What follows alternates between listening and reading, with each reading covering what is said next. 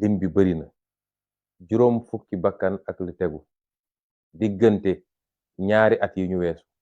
rot na fi te dara waralu ko dul jaay doole boo xam ne ki ñu dénk réew mi essayé na ko jaay doole askan wi jóg ne ko lii du fi amee yoruñu lu dul ay xeer mu jël ay ngànnaay boom leen tiire seen kaw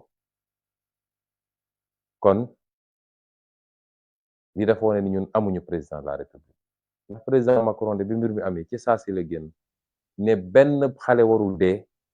ci anam yu mel ni ba pare ci saa si procureur de la république bu uteeg ñii fi nekk nga xam ne procureur Macky Sall lañu li ñu ne Macky Sall dafa dem seeti dans les poubelles de la justice dafa dem seeti ci mbalitu justice bi pour tànn ci ñenn ñi mu seppi ñii mu jox leen procureur général ñii mu jox leen juge d'instruction pour ñu defal ko li mu bëgg waaye gis nga France ba mu fa amee ca saa si la procureur jóg daal di jël dossier bi ñu jàpp alkaati bi tiire ne ko waroo woon tiire parce que xale boo xam ne yorul ngànnaay yorul dara nga tiire ko loolu faute grave la daal di yóbbu ko mandat de dépôt noonu la réew di doxee ak nu matadi am syndicat magistrature bi bind communiqué boo xam ne yéen ñëpp gis ngeen ko lii su ma koy wax dama bëgg ñu gis la écart bi am diggante suñu réew nga xam ne dafa suufe ci démocratie ak réew yi nga xam ne donte bokkuñu ak ñoom gëm-gëm sax waaye am nañu ay principe ak ay valeurs yu ñu gëm moo tax li ñu dese ci liggéey bari na kon maa ngi dellu jaalewaat mbokku xale yi nga xam ne seen bakkan rot na di leen wax ni bokk nañu ak yéen tiis bi bokk nañu ak yéen naqar gi ñu ngi ñaanal way dawlu yi yàlla na yàlla xaare leen kër yu yaatu ya ci barzak yu sedd yi ubbil leen seen palanteer ñu jàkkaarloog seeni kër àjjana donte gëm naa ni looloo am ndax man dama gëm ni nañ leen faate daf leen setal wicc ci bàkkaar ñu dellu fekki seen boroom ci ni ñu juddoo woon ña leen faat nag ñoo yenu seen bàkkaar man lu ma gëm la waaye jullit ñaan la am kon ñu ngi ñaan yàlla xaare leen aljana ak këru barzak bu yaatu dina wax ni bokk nañu ak yéen tiis bi ak naqar bi metti nañu ba fu metti yem waaye di leen wax ni seeni doom war ngeen am fierté ci ñoom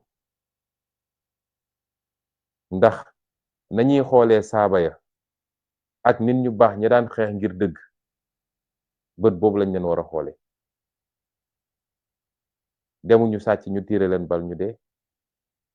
defuñu lu ñu warul def waaye dañoo am gëm-gëm ci seen réew xam ni ñoom ñu war a xeex ngir seen réew baax ba faw mënoon nañu fàq jël gaal ne ñoo ngi dem Europe waaye dañu ne dañuy toog xeex fii suñu réew ndax réew mi lañu war a defar ba mu baax ñu toog fi séddoo wërsëg gi kon ku daanu ci loolu ngàcce gàllaama yow ki la daaneel moom moo des ak ay problème waaye di leen wax it ni amoon nañ yéene ñëw jaale si leen te dinañ ko def ndax jaay doole gi nga xam ne moom lañ ñuy jaay doole ba tëj suñu koñ ne kenn du génn te teguñu ko fenn moo ñu tere ñëw pour le moment waaye niñ ko defoon ci 2021 kenn ku nekk am nañu yéene sol suñu dàll ñëw ba ci kër ga jaale la massawu la bokk ak yow naqar gi rax ci dolli it ni bu ñu nekkoon ci réew mu normal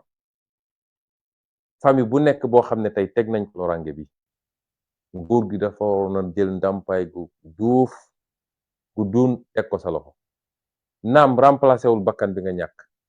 waaye diine gi ñu gëm sax ñun diine yi ñu gëm bopp dafa ne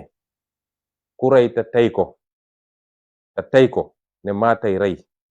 kooku dafa am fu ñu war a jaar ak moom ki nga xam ne nag teyu ko ba léegi teggee ko carrément dafa war a jël ndàmpaay gu muy jox famille ñi nga xam ne ñoo ñàkkale kon noonu la état bi waroon def.